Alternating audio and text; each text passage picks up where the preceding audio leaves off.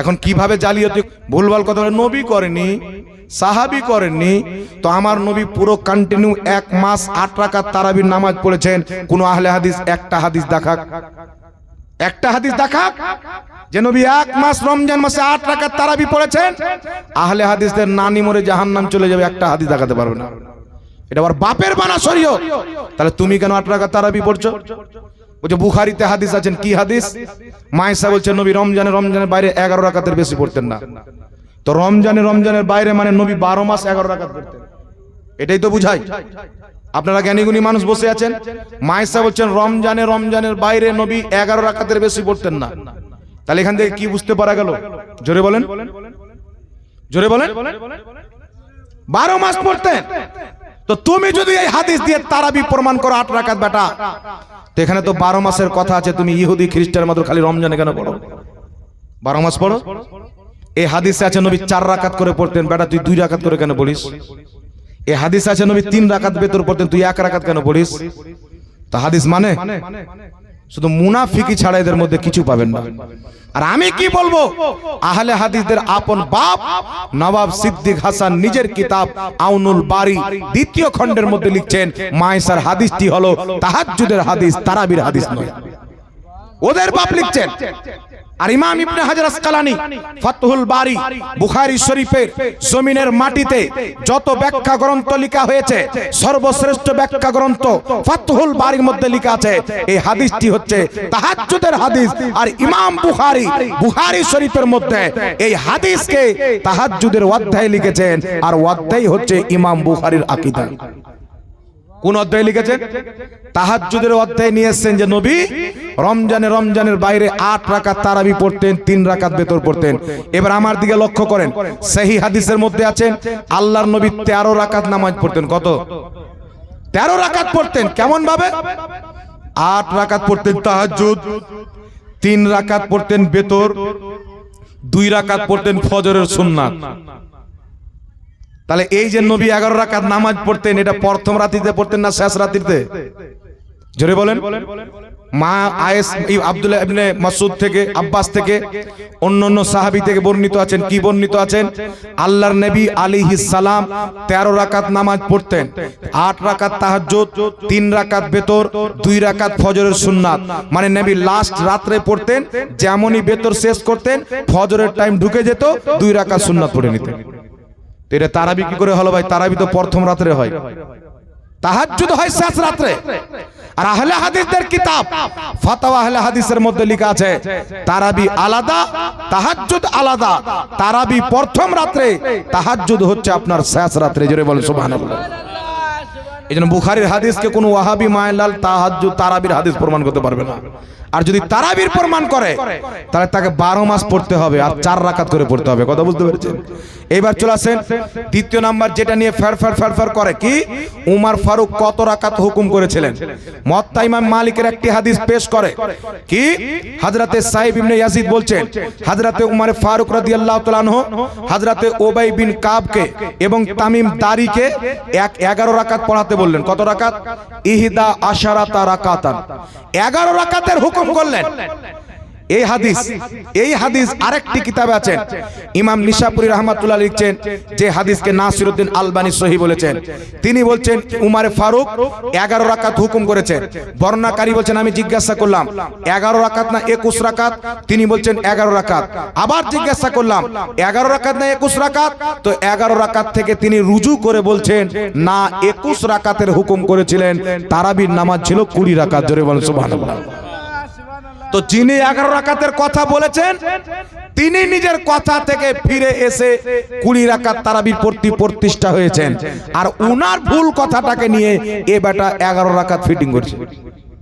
এজন্য ইমাম ইবনে আব্দুল বার, কিতাবটির নাম আল ইস্তিসকার, এই কিতাবের মধ্যে ইমাম ইবনে আব্দুল বারের কথা উল্লেখ রয়েছে। তিনি বলছেন 11 রাকাতের কথাটি হচ্ছে ওয়াহমুন ওয়া গালাতুন, বর্ণনাকারীর ওয়াহাম ধারণা এবং ভুল। ভুল করে 11 রাকাতের কথা বলেছেন। আর মুসান্নাফে আব্দুর রাজ্জাকের মধ্যে সহিহ হাদিস দাউদ বিন কায়েস বর্ণনা করছেন মুহাম্মদ বিন ইউসুফ থেকে, মুহাম্মদ বিন ইউসুফ বর্ণনা করছেন সাইব ইবনে ইয়াজিদ থেকে। তিনি বলছেন হযরত ওমর ফারুক নিজের খেলাফতের জামানায় লোকজনকে 20 রাকাত তারাবির প্রতি জমা করেছিলেন। জোরে বলেন সুবহানাল্লাহ। 20 রাকাত তারাবির প্রতি। আর এটা কোনো মাইলাল দুর্বল প্রমাণ করতে পারবে না, কোনো ভেজাল নাই, কোনো আপনার বিশুদ্ধতা অশুদ্ধতা নাই। এই হাদিসটি হচ্ছে টানাটান সহিহ যে উমর ফারুক নিজের জামানায় 20 রাকাতের প্রতি মানুষকে জমা করেছিলেন, একত্রিত করেছিলেন। তাই হযরতে আলীর জামানায় 20 রাকাত তারাবি, আব্দুল্লাহ ইবনে মাসউদের জামানায় 20 রাকাত তারাবি। আমি ওয়াহাবিদেরকে বলতে চাই যদি উমর ফারুক 11 রাকাতের হুকুম করে থাকে, 8 রাকাত তারাবি হযরতে আলীর জামানায় 8 রাকাত হয়েছে দেখাও। আর কোন সাহাবী 8 রাকাত পড়েছেন দেখাও, কোন তাবেঈ পড়েছেন দেখাও। কিয়ামত আসতে পারে তুমি দেখাইতে পারবে না, কিন্তু শত শত সাহাবী থেকে সহিহ হাদিস বিদ্যমান তিনারা 20 রাকাত তারাবি 3 রাকাত বেতর পাঠ করতেন। জোরে বলেন সুবহানাল্লাহ। তোমার ফারুকের জামানায় যদি 11 রাকাতের হুকুম হতো, আলীর জামানায় 11 রাকাত হতো, ঠিক না বেঠিক? উসমান গনির জামানায় 11 রাকাত হতো, তারপরে তাবিনদের জামানায় 11 রাকাত হতো। ইনাদের জামানায় 20 রাকাত কেন হলো? উমর ফারুকের জামানায় 20 রাকাতেরই আদেশ হয়েছিল। জোরে বলেন সুবহানাল্লাহ। আর বেটা বাংলাদেশ গিয়ে ঢিলম মারছে, মায়ের দুধ পান করে আসতে চলে এসো, হিম্মত থাকলে চলে এসো। তো তুমি যদি মায়ের দুধ পান করে থাকো তো একবার বাংলাদেশ মুর্শিদাবাদের মাটিতে চলে এসো, চলে এসো মুর্শিদাবাদের মাটিতে। তোমাদের কিতাব থেকে প্রমাণ করব যে তোমরা জাল হাদিস এবং জয়ীফ হাদিস এবং যে সহিহ হাদিস আছে ওতে কাটছাট করে তাহাজ্জুদকে তারাবি ফিট করে মানুষকে বোকা বানিয়ে তোমরা 8 রাকাত বানিয়েছো। কিন্তু 8 রাকাত তারাবির নামাজ পড়া হচ্ছে বিদআত, 20 রাকাত তারাবির নামাজ পড়া হচ্ছে সুন্নাত। জোরে বলতে হবে সুবহানাল্লাহ। এইজন্য হুজ্জাতুল ইসলাম ইমাম গাযালী রাহমাতুল্লাহ আলাইহি নিজের কিতাব আহিয়া উলুমুদ্দিনের মধ্যে লিখতেছেন 20 রাকাত তারাবি সুন্নাতে মুআক্কাদা। ইমাম নববী রাহমাতুল্লাহ আলাইহি নিজের কিতাব আল আযকারের মধ্যে লিখতেছেন আন্না সালাতাত তারাবিহ সুন্নাতুন বিইত্তিফাকিল উলামাই ওয়া হিয়া 20 রাকাতান।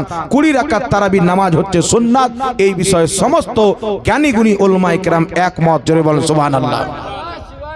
তো এইগুলো ফিতনা মানুষের মধ্যে ছড়ায় যে যত হালকা করব আমাদের দল বাড়বে, ইহুদি খ্রিস্টান লাভবান হবে। এই জন্য কাটছাট করে 3 তালাককে বলছে একসাথে 3 তালাক দিলে 1 তালাক হবে। ওয়াহাবিদের মধ্যে কত যে জারু সন্তান আছে আল্লাহ পাক জানে। হ্যাঁ, যেই ব্যক্তি এক বৈঠকের 3 তালাককে 1 তালাক বলে বিয়েকে হালাল করে দিল, ওর যত বাচ্চা হবে সব জারু সন্তান হবে, সব হারামজাদা হবে। কারণ 3 তালাক এক বৈঠকে দেখ, মোবাইলের মাধ্যমে দেখ, দারু পান করে দেখ, রেগে রাগান্বিত অবস্থায় দেখ, ফোনের মাধ্যমে দেখ, চিঠি লিখে দেখ, আর একসাথে দেখ, আর 3 মাসে দেখ। 3 তালাক যখনই দিবে বউ হারাম হয়ে যাবে, বউ হারাম। আল্লাহ সূরাতুল বাকারার 230 নম্বর আয়াতে বলছেন যদি কোনো স্বামী নিজের স্ত্রীকে 3 তালাক দিয়ে দেয়, ওই স্ত্রী তার প্রতি হারাম হয়ে গেল যতক্ষণ পর্যন্ত না দ্বিতীয় স্বামীর সাথে থাকবে। এটা আল্লাহর ফয়সালা, নবীর ফয়সালা। আর কোন হাদিস দিয়ে তালাকে বাত্তা? রাসূলুল্লাহর নিকটে একজন সাহাবী আসলেন, ইয়া রাসূলুল্লাহ ইয়া হাবিবাল্লাহ, আমি আমার স্ত্রীকে তালাক দিয়ে দিয়েছি। ক তালাক? বলে 3 বার দিয়েছি। তো 3 তালাক ওটা কি ছিল? তালাকে বাত্তা। ইমাম নববী রাহমাতুল্লাহ আলাইহি শারহে মুসলিমের মধ্যে লিখতেছেন ওটা ছিল তালাকে বাত্তা। নবী বললেন তোমার 1 তালাকে হয়েছে, যাও, তোমার স্ত্রী তোমার জন্য হালাল আছে। তালাকে বাত্তা কাকে বলে? একজন স্বামী তার স্ত্রীকে বলছেন তোকে তালাক দিয়ে দিলাম, তারপরে ওটা কি ঝালিয়ে দেওয়ার জন্য, রিপিট করার জন্য বলছে তোমাকে তালাক দিয়ে দিয়েছি, তোমাকে তালাক দিয়ে দিয়েছি। তো কটা তালাক হলো? একটাই না হলো? যেটা পূর্বে দিয়েছে ওটা কি দুবার ঝালালো। আর যদি বলে তোকে 3 তালাক দিয়ে দিলাম, এটা ওটার মধ্যে তফাৎ হলো কি হলো না? জোরে বলেন। তো তালাকে বাত্তার হাদিসকে নিয়ে বেটা 3 তালাককে হালাল করছে যে আমরা যেমন হারামজাদা লোককেও হারামজাদা বানাই। এটা আমার ফতোয়া নাই, রাগ করে কোনো লাভ নাই। এদের ফতোয়া হচ্ছে যদি স্ত্রী নামাজ পড়ে, স্বামী নামাজ পড়ে, বিয়ে ভঙ্গ হয়ে যাবে। স্বামী যদি নামাজ পড়ে, স্ত্রী নামাজ না পড়ে, বিয়ে ভঙ্গ হয়ে যাবে। আর ভঙ্গ বিয়ের পর, বিয়ে তালাক হয়ে যাওয়ার পর যদি বাচ্চা জন্ম নেয় হালাল জাদা হয় না হারামজাদা? জলঙ্গি গিয়ে দেখেন এখনো বিমল দাসের বাপ, বিমল দাস নামাজ পড়ে না। দেখেন এখনো নামাজ পড়ে না, তাহলে ওর বিয়েটা ভঙ্গ হয়েছে কি হয়নি? তার বেটা গেলে কি হালাল যেতে হবে না হারাম যেতে হবে আপনারাই বলেন। কত আহলে হাদিস আছে নামাজ পড়ে, এরা সব জারু সন্তান ওদের ফতোয়া অনুযায়ী। এটা তো ভাই আমি দিচ্ছি না, ওদের মৌলবি দিচ্ছে। এই জন্য খবরদার, নামাজকে যেই ব্যক্তি ফরজ মানবে না তার বিয়ে তালাক। কিন্তু নামাজকে ফরজ মানে পড়ে না, মহাপাপী, কিন্তু বউ তালাক হবে না, কাফিরও হবে না। ফরজ না মানলে কাফির, কিন্তু ফরজ যদি মানে পড়ে না, পাপী গুনহেগার, তার বউ তালাক হবে না, তার ঈমানটাও চলে যাবে না। কথা বুঝতে পেরেছেন? কিন্তু ফরজ যদি না মানে, সে যদি বলে আমি নামাজ পড়তে হবে এটাকে ফরজই মানি না, তাহলে সেই ব্যক্তি কাফির হয়ে যাবে, তার বউটাও তালাক হয়ে যাবে। কিন্তু এখানে অনেক বেনামাজি লোক আছেন মনে হয় না, সবাই নামাজি আছেন আলহামদুলিল্লাহ। অনেক আছেন নামাজ পড়েন না, কিন্তু নামাজকে ফরজ মানেন কি মানেন না জোরে বলেন। সবাই জানেন যে আল্লাহ ফরজ করেছেন, নামাজ পড়ি না পাপের কাজ করছে, এটা সবাই জানে। এই জন্য সবাই মুসলমান মরলে জানাজার নামাজ পড়তে হবে। আর খ্রিস্টানের ধর্ম নিয়ে চলে এসে ওই নামাজ পড়ে না মানে কাফির, ওকে মাটি দেওয়া চলবে না, আর বউটাও তালাক। তাই খোঁজ নিয়ে দেখো তোমাদের দলের মধ্যে কত কেউ হারামজাদা প্রমাণ হয়। ওদের কি সবাই নামাজ পড়ে? আর নতুন নতুন আইটেম আপনাদের এদিকেও হতে পারে, অনেক জায়গায় এখন হচ্ছে নতুন নতুন আহলে হাদিস, এদের ফাতোয়া শুনে। তাহলে ওই নতুন নতুন গুলোকে ধরবে, ধরার পরে বলবেন আহলে হাদিসদের ফাতোয়া হলো স্বামী যদি নামাজ না পড়ে স্ত্রী পড়ে বউ তালাক, আর স্ত্রী যদি নামাজ না পড়ে স্বামী পড়ে তবুও বিয়ে তালাক। তো তোমার বাপ তো জীবনে কোনো না কোন দিন নামাজ ছেড়েছে, সব আহলে হাদিসের আছে, আজকে নাই, কোন না কোন দিন ছেড়েছে। তাহলে আহলে হাদিসের ফাতোয়া অনুযায়ী তোমার মা তালাক হয়ে গেছে, তারপর তুমি জন্ম নিয়েছো, তো তুমি তোমাদের ফাতোয়াতে জারু সন্তান হালাল জাদালে বলো। তো ওই দলে যাব কেন যে দলের ফাতোয়া আমাকে জারু সন্তান বানায়? ওই দলে যাওয়া যাবে? দুনিয়াতে জারু সন্তান বানাচ্ছে আর আখিরাতে জাহান্নামী বানাবে। এই জন্য খবরদার মুসলমান। হযরত উমর ফারুক, বুখারীতে হাদিস, মুসলিমে হাদিস, আব্দুল্লাহ ইবনে মাসউদ, জ্ঞানী গুণী সাহাবী, মুস্তাহিদ তাবকার সাহাবী, আজ বর্তমানে সমস্ত মৌলবীর জ্ঞানকে যদি একদিকে রাখা হয়, আব্দুল্লাহ ইবনে উমর, আব্দুল্লাহ ইবনে আব্বাসের জ্ঞানকে যদি একদিকে রাখা হয়, সাত সমুদ্র সামনে সারা পৃথিবীর জ্ঞান এক ফোঁটা পানি হবে না মুসলমান। এত বড় জ্ঞানী সাহাবীর সামনে একজন এসে বলছেন হুজুর আমি আমার স্ত্রীকে একসঙ্গে 3 তালাক দিয়েছি। আব্দুল্লাহ ইবনে মাসউদ বলছেন তোমার বিবি তালাক হয়ে গেছে, 3 তালাক হয়ে গেছে। হযরত আব্দুল্লাহ ইবনে ওমর বলছেন 3 তালাক হয়ে গেছে। আর ওয়াহাবি বলছেন নবীর জামানায়, আবু বকর সিদ্দিকের জামানায়, উমর ফারুকের প্রথম 2 বছর জামানায় 3 তালাকে এক মনে করা হতো। ইমাম নববী বলছেন হাদিসটি জয়ীফ, হাদিসটি জয়ীফ। শারহে মুসলিমের মধ্যে বলেছেন এই হাদিসের মধ্যে অপরিচিত বর্ণনাকারী রয়েছেন, তাই হাদিসটি জয়ীফ। তো সহিহ হাদিসের বিপক্ষে যদি জয়ীফ হাদিস থাকে তাহলে সহিহ হাদিস মানতে হবে। কথা বুঝতে পেরেছেন? এই জন্য কেউ যদি নিজের স্ত্রীকে 3 তালাক দিয়ে দেয়, স্ত্রী তার প্রতি হারাম হয়ে যাবে। এই জন্য খবরদার, রাগ হয়েছে ঝোঁকে 2 চড় মেরে দিবেন আলাদা ব্যাপার, কিন্তু তালাক শব্দ ব্যবহার করবেন না। কথা বুঝছেন? যখন কোনো ব্যক্তি নিজের স্ত্রীকে 3 তালাক দেয়, আল্লাহ পাকের আরশ পর্যন্ত কাঁপতে আরম্ভ করে। একটা সম্পর্ক বিচ্ছেদ যখন হয়ে যায়, জমিন পর্যন্ত বদদুয়া করে, তার প্রতি আল্লাহর লানাত এবং সমস্ত মাখলুকাতের অভিশাপ তার প্রতি নাজিল হয়। এই জন্য খবরদার, নিজের স্ত্রীকে তালাক দিবেন না। বিয়েকে সহজ করেন, তালাককে কঠিন করেন। সুবহানাল্লাহ বলেন। এই যৌতুক ফৈতুক এই সমস্ত জিনিস আমাদেরকে বন্ধ করতে হবে।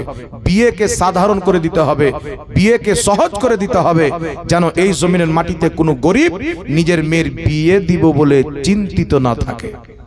এবার চলে আসেন বিরাদর, ফরজ নামাজের পর যেইগুলো আহলে হাদিস বলে, ওয়াহাবি বলে যে ফরজ নামাজের পর হাত তুলে দোয়া করা বিদাত, আমি চ্যালেঞ্জ করলাম, মা কা দুধ পিয়া है तो मेरे सामने बैठो। হিম্মত যদি থাকে তো আমার সামনে বসো। যদি ফরজ নামাজের পর হাত তুলে দোয়া করাকে বিদাত কোন আহলে হাদিস প্রমাণ করতে আসে, নবীর মেম্বারে আল্লাহর কসম খেয়ে বলি, ওদের 7 নাসলকে যদি আমি বিদাতি প্রমাণ না করতে পারি, বাংলার মাটিতে নিজের চেহারা দেখাবো না মুসলমান। ওদের গোটা জামাতকে বিদাতি প্রমাণ করবো। কারণ উঠান কিতাব আহলে হাদিসের মুহাদ্দিস আব্দুর রহমান মুবারকপুরি নিজের কিতাব তোহফাতুল আহওয়াজি দ্বিতীয় খণ্ডের 277, 71, 72 পৃষ্ঠা পড়েন। 4টি হাদিস নিয়েছেন। আল্লাহর নবী আলাইহিস সালাতু ওয়াস সালাম ফরজ নামাজে সালাম ফিরানোর পর রাফা ইয়াদাইহি নিজের দুইখানা হাতকে উত্তোলন করতেন, ওয়া দাআ তারপর আল্লাহর নবী দোয়া করতেন। জোরে বলেন সুবহানাল্লাহ। 4টা হাদিস উল্লেখ করেছেন। আল্লাহ নবী ফরজ নামাজের পর হাত তুলে দোয়া করেছেন। তারপরে আরেকটি হাদিস শুনেন, কিতাবটির নাম তারিখে তাবারি। এই কিতাবের মধ্যে হাদিসটি উল্লেখ রয়েছে। আহলে হাদিসদের সবচাইতে বড় ইমাম ইবনে তাইমিয়ার ছাত্র ইমাম ইবনে কাসির নিজের কিতাব আল বিদায়া ওয়ান নিহায়ার মধ্যে হাদিসটি উল্লেখ করেছেন। নবী পাকের সাহাবী হযরতে আলা বিন হাজরামি রাদিয়াল্লাহু তাআলা আনহু ফজরের ফরজ নামাজে সালাম ফিরানোর পর নিজের ঘুটনার উপরে ভর দিয়ে বসে রাফা ইয়াদাইহি নিজের দুইখানা হাতকে উত্তোলন করলেন। তিনার পিছনে শত শত সাহাবী মুক্তাদি হয়ে নামাজ পড়েছিলেন। যখন আলা বিন হাজরামি সালাম ফিরানোর পর দুইখানা হাতকে উত্তোলন করলেন, সমস্ত সাহাবী নিজের হাতকে উত্তোলন করলেন। সবাই মিলে ফজরের ফরজ নামাজের পর সবাই মিলে হাত তুলে ইমাম দোয়া করেছেন। প্রত্যেক সাহাবী মুক্তাদি সেজে আমিন বলেছেন। জোরে বলেন সুবহানাল্লাহ। তো যে কাজ সাহাবা করেছিল ওটা বিদআত। নবী বলেছেন মা আনা আলাইহি ওয়া আসহাবি, 73 ফিরকার মধ্যে ওই দলটি জান্নাতে যাবে যে আমার সাহাবীর তরিকাতে চলে। জোরে বলেন সুবহানাল্লাহ। এখন আপনাকে বলবে যে হুজুর হাদিস বলে যায়নি, হাদিসটা জয়ীফ। কালকে আপনাকে বলবে জয়ীফ হাদিস বলে গেছেন। তবে শুনেন, আহলে হাদিসদের গুরু নাজির হোসেন দেহলভি ফাতাওয়া নাজিরিয়ার মধ্যে লিখেছেন, হাদিস अगर ज़ईफ़ हो फिर भी जवाज और इस्तेहबाब के लिए काफी है। হাদিসের সনদ যদি দুর্বল হয় কোন আমলের বৈধ এবং উত্তম অর্থাৎ মুস্তাহাব হওয়ার জন্য যথেষ্ট আছেন। ইমাম ইবনে হাজার মক্কি নিজের কিতাব ফাতাওয়া হাদিসের মধ্যে লিখেছেন, হাদিসের সনদ যদি মুনকার হয়, হাদিসের সনদ যদি জয়ীফ হয়, হাদিসের সনদ যদি মুদাল হয়, হাদিসের সনদ যদি মুরসাল হয়, যতক্ষণ পর্যন্ত হাদিসটি জাল হবে না, যতই দুর্বল হোক, ওই হাদিসের প্রতি আমল করা মুস্তাহাব সওয়াবের কাজ। জোরে বল সুবহানাল্লাহ। ইমাম নববী রাহমাতুল্লাহ আলাইহি নিজের কিতাব আল আজকার মিশর থেকে ছাপ, বাইরুত থেকে ছাপ, সৌদি আরব থেকে ছাপ, সেই কিতাবের মধ্যে বলছেন জয়ীফ হাদিসের প্রতি আমল করা মুস্তাহাব। এই বিষয়ে সমস্ত মুহাদ্দিস একমত। জোরে বলতে হবে সুবহানাল্লাহ। তারপর চলে আসেন আহলে হাদিসদের কিতাব ফাতাওয়া আহলে হাদিসের মধ্যে লিখেছে জয়ীফ হাদিস पर আমল करना दुरुस्त है, দুর্বল হাদিসে আমল করা সঠিক। আহলে হাদিসদের ইমাম ওবাইদুল্লাহ মুবারকপুরি নিজের কিতাব মিরআতের মধ্যে লিখেছেন জয়ীফ হাদিসে আমল করা জায়েজ আছে। ইমাম মুল্লা আলী কারি নিজের কিতাব মিরকাতের মধ্যে লিখেছেন জয়ীফ হাদিসে আমল করা জায়েজ আছে। জগৎ বিখ্যাত ইমাম ইবনুল হামাম ফাতহুল কাদিরের মধ্যে লিখেছেন জয়ীফ হাদিসে আমল করা জায়েজ আছে। ইমাম সাখাবী মাকাসিদুল হাসানার মধ্যে লিখেছেন জয়ীফ হাদিসে আমল করা জায়েজ আছে। ইমামুল্লাহ আলী কারি আসরারুল মারফুয়া কিতাবের মধ্যে লিখেছেন জয়ীফ হাদিসে আমল করা জায়েজ আছে। তারপরে ইমাম আজলুনি কাশফুল খাফার মধ্যে লিখেছেন জয়ীফ হাদিসে আমল করা জায়েজ আছে। বরং সমস্ত মুহাদ্দিস এই বিষয়ে একমত, হাদিস যদি জয়ীফ হয় আমলের জন্য ওটাই যথেষ্ট। জোরে বল সুবহানাল্লাহ সুবহানাল্লাহ। তাহলে কালকে যদি জয়ীফ বলে ও বেটাকে বলবেন করা যাবে, জয়ীফ আছে তো, ওর সাথে আপনি তো পারবেন না যে সহি আপনি তো প্রমাণ করতে পারবেন না, ওটা তো আমাদের দায়িত্ব। আপনি বলবেন দুর্বল হলো তা আমাদের কাছে আছে, তুই তো ন্যাংটা দাঁড়িয়ে আছিস, করা যাবে না, তোর কাছে জাল হাদিসও নাই। কথা বুঝতে পারছেন? আপনাদের ইমাম সাহেবের একটা বাড়ি আছে, তো বাড়ির উপরে টালি আছে, বৃষ্টি হয়েছে, বড় বড় সিল পড়েছেন, বুঝতে পারছেন, আর জায়গায় জায়গায় ফুটো হয়ে গেছেন। তো ইমাম সাহেব বাড়িতে বসে আছেন, বৃষ্টি হচ্ছেন, তো পানি পড়ছে। তো একজন রাস্তা দিয়ে যাচ্ছে গামছা পরে, কিছু নাই, ভিতরে কাঁচাটাও নাই। ইমাম সাহেবের বাড়ির পাশে দাঁড়িয়ে বলছে, ইমাম সাহেবের বাড়ি পানি পড়ছে, ভাঙ্গা ফোটা বাড়ি, মানে টিটকারি মারছে। তো ওই রাস্তা দিয়ে আপনাদের গ্রামের একজন বুজরুগ বাবজি যাচ্ছেন, আমার এই বাপ যাচ্ছেন ধরেন, রাস্তাতে যাচ্ছেন, তো লোকটাও যায়, শুনেন শুনেন কি হলো, আপনাদের ইমামকে দেখেন ভাঙ্গা বাড়ি, পানি পড়ছে, টিটকারি মারছে। তো ভাই আমার বলছে যে এই ন্যাংটা ইমাম সাহেবের ভাঙা ফুটা হলেও তো একটা বাড়ি আছে, তো তো ওটাও নেই, তোর বাপ মায়ের ঠিক নাই, তুই তো যারু সন্তান, তো তো আধার কার্ড নাই রে পাগলা, তোর পড়নে গামছা বাদে কিছু নাই, ওর তো একটা ভাঙা ফুটা হলেও বাড়ি আছে। তো করার পক্ষে হাদিসটি যদি জয়ীফ মেনেই নিলাম, তো করার পক্ষে জয়ীফ হাদিস আজার প্রত্যেক মুহাদ্দিস একমাত্র ওয়াহাবিদের মোল্লাও লিখেছেন জয়ীফ হাদিস আমল করা মুস্তাহাব, মুস্তাহাব করলে নেকি, এই জন্য আমরা নেকির কাজ করি, কিন্তু করা যাবে না। সারা পৃথিবীর লামাজহাবি যদি একটা জয়ীফ হাদিস দেখাইতে পারে 5 লক্ষ টাকা পুরস্কার ওর বাড়িতে দিয়ে আসবো। সুবহানাল্লাহ, সুবহানাল্লাহ। একটাও দলিল নাই, তাহলে কোথায় পেল ফতোয়া? আমেরিকার ফান্ডিং, ইসরায়েলের ফান্ডিং, বাপের ঘরের পকেট, এটা বাবের ফতোয়া। বাংলাদেশের আলাউদ্দিন জিহাদি সাহেব বলেন না, কিতাবুল আন্দাজ, আন্দাজে ফতোয়া, এই ফতোয়াকে তালাক দিতে হবে। মুহাম্মদ রাসূলুল্লাহ সাল্লাল্লাহু আলাইহি সাল্লাম হাত তুলে দোয়া করেছেন, সাহাবায়ে কেরাম সবাই মিলে হাত তুলে দোয়া করেছেন। এই জন্য আহলে হাদিসদের সবচাইতে বড় মুফতি আব্দুল্লাহ ইবনে বাজ নিজের কিতাব, ওদের মুফতি, ওদের মুহাদ্দিস জুবের আলী জেই নিজের কিতাব ফাতাওয়া ইলমিয়া, আহলে হাদিসদের কিতাব, সেই কিতাবের মধ্যে লিখেছেন ফরজ নামাজের পর সবাই মিলে দোয়া করা জায়েজ আছে। জোরে বলো সুবহানাল্লাহ, সুবহানাল্লাহ।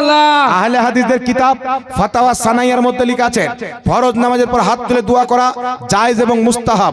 আহলে হাদিসদের কিতাব ফাতাওয়া নাজিরিয়ার মধ্যে লিখেছে ফরজ নামাজের পর আমাদের নবী নিজে হাত তুলে দোয়া করেছেন এবং উম্মতকে দোয়া করার তালকিন করেছেন। তো বুঝা গেল ফরজ নামাজের পর হাত তুলে দোয়া করতে আমার আপনার নবী বলেছেন, এটা ওয়াহাবি নিজের কিতাবে লিখেছেন। বলেন সুবহানাল্লাহ, সুবহানাল্লাহ, সুবহানাল্লাহ। তো এখন আপনারা বলেন তো বাবা, ওদের বড় বড় মৌলবী ইমাম লিখছে জায়েজ, মুস্তাহাব, নেকির কাজ, আমার নবী নিজে করেছেন, সাহাবাও নিজে করেছেন, ওয়াহাবিদের ইমামরা মেনে নিয়েছেন।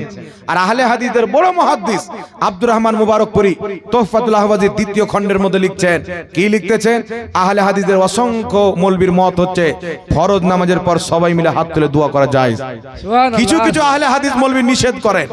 আব্দুর রহমান মুবারকপুরি বলছেন, আমার নিকটে সহিহ এবং রাজে মত হলো ফরজ নামাজের পর হাত তুলে দোয়া করা জায়েজ আছে, কোনো সমস্যা নাই। জোরে বলেন সুবহানাল্লাহ, সুবহানাল্লাহ, সুবহানাল্লাহ।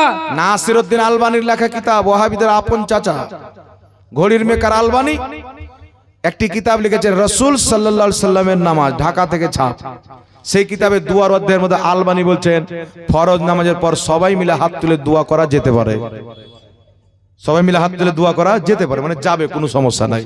কে লিখছে? আলবানি। তো বেটার ফতোয়া আলবানি জান্নাতে আছে না জাহান্নামে আছে? কথা বলেন, জান্নাতে আছে না জাহান্নামে আছে? ওদের ফতোয়া জাহান্নামে হলো কি হলো না? তো ওদের ফতোয়া ওরা নিজে জাহান্নামে। তো এইগুলো উটপাটাং ফতোয়া দিয়ে শরীয়তের মধ্যে বিগাড় তৈরি করে মানুষকে ফিতনার মধ্যে ভরছে। তাই তারা মুসলমানের মসজিদ বাদ দিয়ে মসজিদে যারা খ্রিস্টানের মসজিদ তৈরি করেছে। সুবহানাল্লাহ। দেখবেন জায়গায় জায়গায় হাজার বস্তির কেনা 10-12টা ফুচকা বেরিয়ে গেছে, আলাদা মসজিদ, মানে মুসলমানের মসজিদে আর নামাজ হয় না, ওদের ইহুদি ওকে চার্চ লাগবে, গির্জা ঘর লাগবে, তো আর মুসলমানের মসজিদে নামাজ হবে। কোরআন পাক খুলেন, সূরা তওবা আয়াত নাম্বার 7। কত নম্বর আয়াত? সূরা তওবা আয়াত নাম্বার 7। মুনাফিকরা যখন আমার, আপনারা কথা বলবেন না, মুনাফিকরা যখন আমার করে কোনো প্রশ্ন থাকলে লিখে দিবেন, আমার কথায় করে কোনো আপত্তি থাকলে আপনারা লিখে দেন, যত প্রশ্ন থাকে কোনো অসুবিধা নেই। হ্যাঁ, সূরা তওবা আয়াত নাম্বার 107। মুনাফিকরা যখন নবীর মসজিদ চাইতে দূরে গিয়ে একটা মসজিদ তৈরি করলো, মসজিদ তৈরি করে আল্লাহ নবীকে ডাকছেন, হুজুর এসে একটু উদ্বোধন করে দেন। আল্লাহ বলছেন, মেহবুব খবরদার তাদের মসজিদ উদ্বোধন করতে যেন না। কেন? তারা মসজিদ তৈরি করেছে মুসলমানের মধ্যে ফিরকা তৈরি করার জন্য, মুসলমানকে ভাগ করার জন্য, আর কুফরি প্রচার করার জন্য। কুফরি কি? আল্লাহর আকার আকৃতি আছে, এরাও এই কুফরি প্রচার করার জন্য। নবীর ওসিলা হারাম, নবীকে দাঁড়িয়ে সালাম দেওয়া যাবে না, মিনহা খলাকনাকুম বলে মাটি দেওয়া যাবে না, ফরজ নামাজের পর দোয়া করা যাবে না। নবী মিনহা খলাকনাকুম বলে মাটি দিয়েছেন, ফরজ নামাজের পর হাত তুলে দোয়া করেছেন, আর এরা বলবে দোয়া করা যাবে না। তো এরা নবীর দিন প্রচার করলো না কুফরি প্রচার করলো? আপনার বানানো ধর্ম প্রচার করলো। এই জন্য তাদের মসজিদকে রাসূলুল্লাহ সাল্লাল্লাহু আলাইহি সাল্লাম সাহাবাকে দিয়ে ভেঙ্গে চুর করে আগুন দিয়ে জ্বালিয়ে ছাই করে দিয়েছে। এই জন্য কেউ মসজিদ বানিয়ে দিলে ওকে আল্লাহর ঘর মনে করিয়েন না। ওয়াহাবির মসজিদ ইসলামী দৃষ্টিকোণ থেকে ওটা মসজিদ নয়। কেউ যদি বাড়িতে নামাজ পড়ে আর ওয়াহাবির মসজিদে নামাজ পড়ে তো ওটাও একটা ঘর, মসজিদের অন্তর্ভুক্ত হবে না।